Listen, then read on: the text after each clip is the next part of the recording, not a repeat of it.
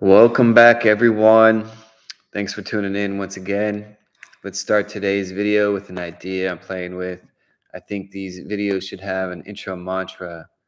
If you are here in this playlist, then you are probably interested in finding some good content on mental health. So here's what I've come up with so far. Drop a comment on what your thoughts are about the mantra. We come to this channel as a work of progress, where we learn to love ourselves through the mirror in which we love our enemy. Today, I want to talk about something I actually find kind of funny. I found myself in my head reminding myself that something super basic and obvious. I am not a Trump supporter. I am not a fan of QAnon. I do not subscribe to the agenda that any of these mainstream figures are in it fighting for my personal well being. Now, from that last bit, it seems there are two common internal choices to be made in judgment. One thought reaction is the understanding of misery, and the other is opportunistic. I spoke a little bit about this in the last video I did on how happiness is a choice. The idea is that from this statement, there are no mainstream figures that represent my own well-being.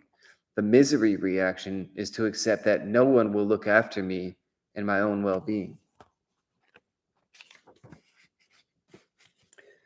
The happy thought, or the opportunistic reaction, is to think, great, no one is standing in my way. I'm free to take control of my own life and look after myself.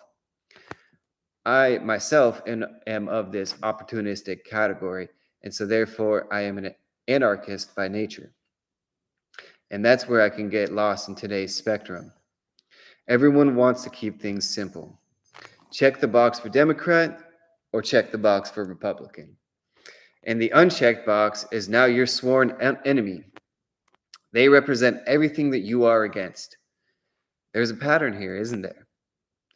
The more simple we become, the more extreme in terms of politics. But we aren't simple-minded creatures, really, are we? No, in fact, despite what Bill Gates might want you to think, we are evolving. We are growing more complex. I believe this is why there is so much irony in our society, so much chaos in maintaining order. Complexity is chaos, and simplicity is order. So we have a consciousness that's growing and expanding and becoming more complex each day, while simultaneously we have a system that is splitting hairs on what is and is not acceptable. It's yin and yang. There really is no need to panic. They are in perfect universal balance of one another. So for those that look out to the world and see madness, the grass truly is greener on the other side, I promise. Go have a look. My therapist comments to me he is impressed that I can hold two heads. That seems to Let me start again. My therapist comments to me that he is impressed that I can hold two heads that seem to contradict each other. I am a man with a degree in business administration. I can articulate my thoughts with concrete evidence to back it up. And I can also maintain a woo-woo, as he calls it, belief in the astral realm of things. This is not a phenomenon unique to me. I see that it is merely evidence of humanity's evolution. The youth are more capable than their parents. But before you run off and point the finger at mom and dad, also understand that there is wisdom in their experience as well, which brings us back into the balance of things. If you are like me, no matter what age you are, it can be frustrating to exist in a family dynamic where your voice is not heard. So I challenge you to step outside of yourself and look for the areas in your relationship where you are choosing yourself, where you are closing yourself off to the other person. I hate it when I'm asked what my plan for the future is, and then the person asking will lose interest when I start talking about crypto or traveling.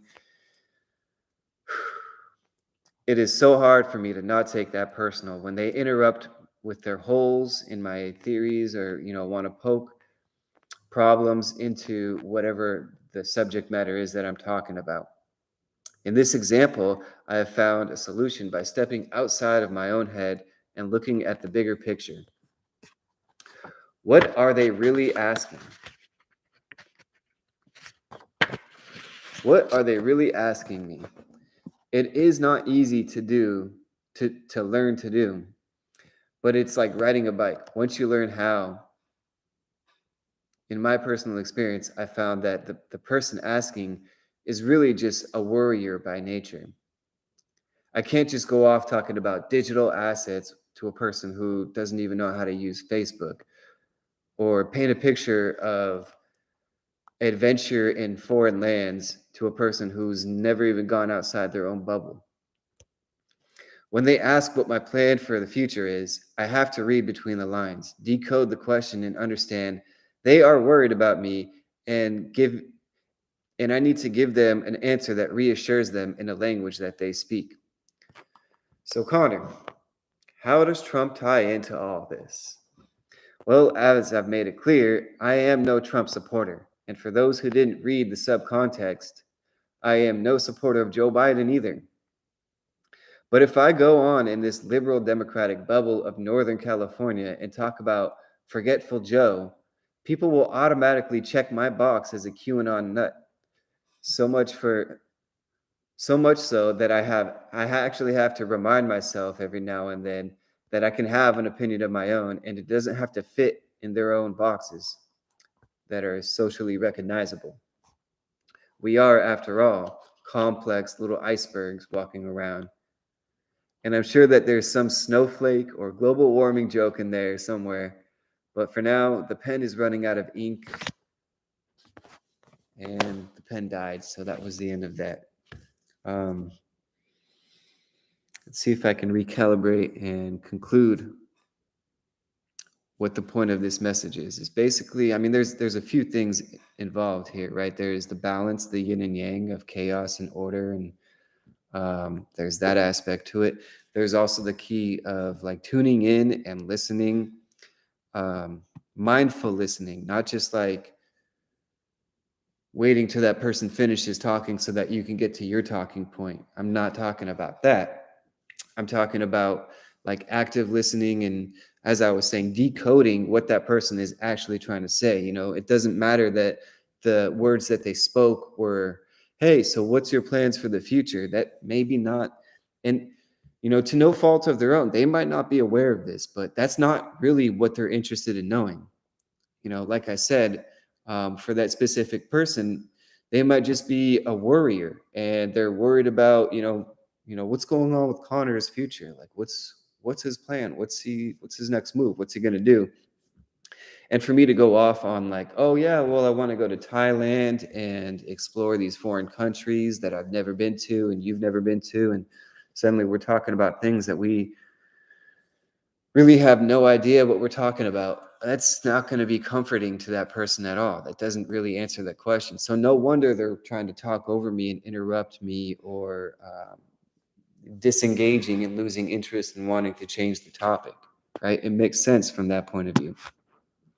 So to come from this understanding of like, oh, okay, so that's the question they asked, but this is really what they want to know, and try to do your best to tie your answer, more pertaining to what your understanding of the actual question is. That's kind of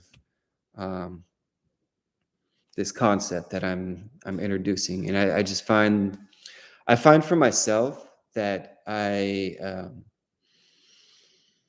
my mental health improves because I'm avoiding potential arguments and tension in relationships by communicating this way.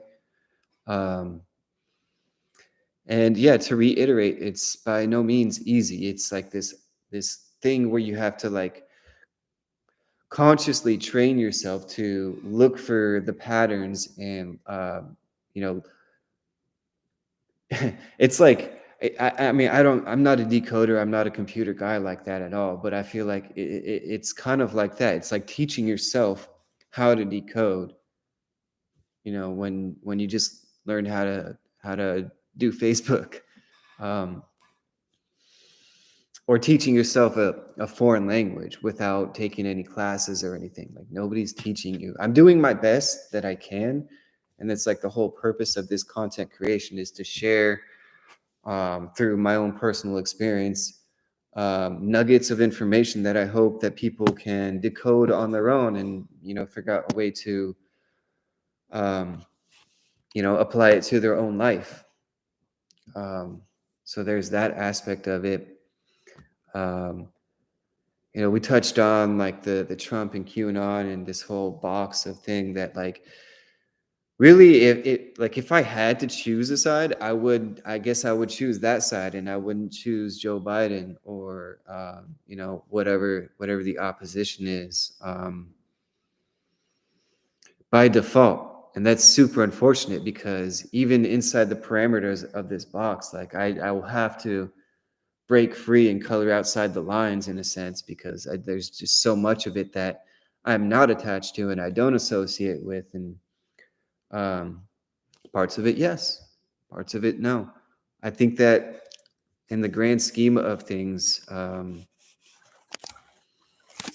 where I stand with Trump and politics and all that, I think that I am of the personal opinion that he is still part of the problem and that it's all this agenda, like kind of the new philosophy that people are kind of introducing on social media is the idea of how the system works is that the system will create a problem and then identify the problem. It'll be covert that they are creating the problem, but they'll create the problem and then secretly and then introduce the problem into the public spectrum as like, oh my God, there's this problem, through no fault of our own.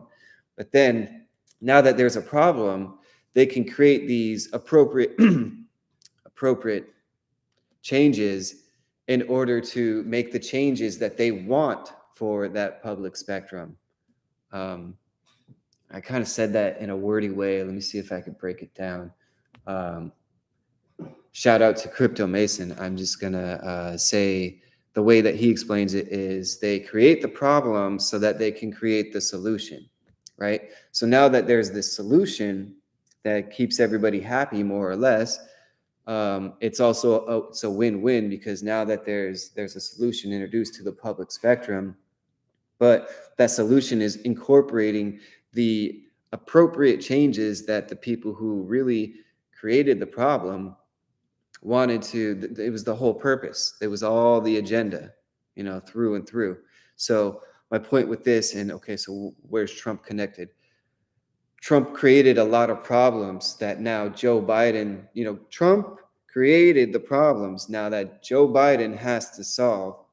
And it's going to be the same thing with the next presidential campaign. People are going to be looking back and saying, well, yeah, Joe was doing this. And now that there's these problems, or maybe through no fault of Joe at all, maybe another pandemic or something that's, through no fault of anybody.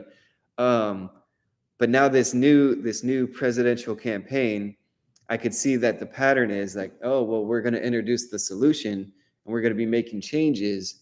And really, it's all about just getting the changes that they wanted to be made in the first place. Now, here's that QAnon conspiracy that I kind of do resonate with,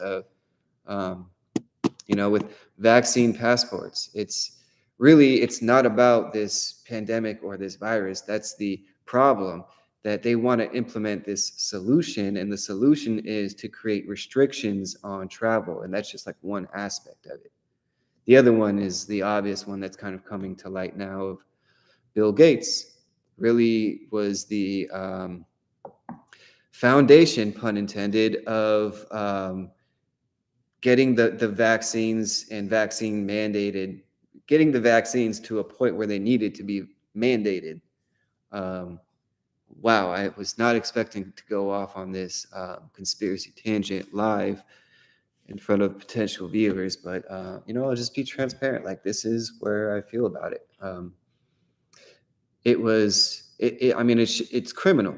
It is criminal what happened, because what was happening is Bill Gates put all his money into the WHO and into foundations and put instruments in place that even to a point like they restricted content that was anti-vaxxer or anti-maxer masker, censoring the content on social media. And that for me, like that was the huge indication or sign, the wake-up call of like, hello, put two and two together. There's money behind, there's money is the motivation, right? So the point that I'm getting to, that's coming out, is that Bill Gates had so much money on the line invested with Pfizer and vaccines. And now the narrative is switching once he's dumped all his stock and liquidated all of that. He's got his money. He's pulled his money out of the stocks. So now he can flip around and say, you know what? Gosh, guys, I was so sure of it. I was so sure that the vaccines were going to be the solution. And, they just,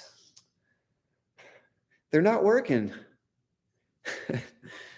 And that's my Bill Gates lame impression. What I'm hearing too, and you can quote me on this, the date is March 19th, 2023. What I'm hearing in the conspirasphere, coining that. I've not heard that yet. I just made that up.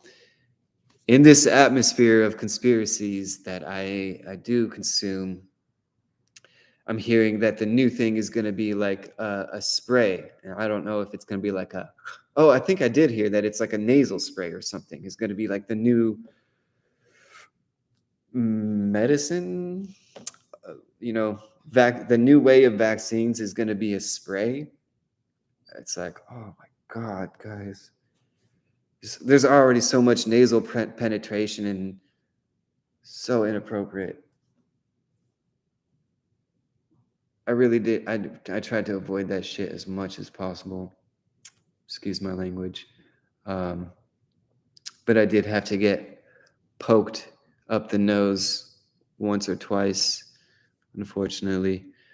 And, I actually, in retrospect, I consider myself lucky that that's as bad as it got for me. And I hope to not experience anything like that again. That's why I'm looking to get out of the country and hopefully find some safe haven, if and when more restrictions are cracked down on when traveling, and also mandates within the U.S. As I'm a U.S. citizen, I'm in the U.S. right now. I will have to be out by the next time this, whatever the next happening thing is. Yeah, we'll see. I feel complete with that. Thanks for tuning in, listening. As always, it's a little bit ranty. Might as well change this playlist to Connor's rants, but no, like there is good content, right? There's mental health attributions, and I hope that you can find these gems. Peace.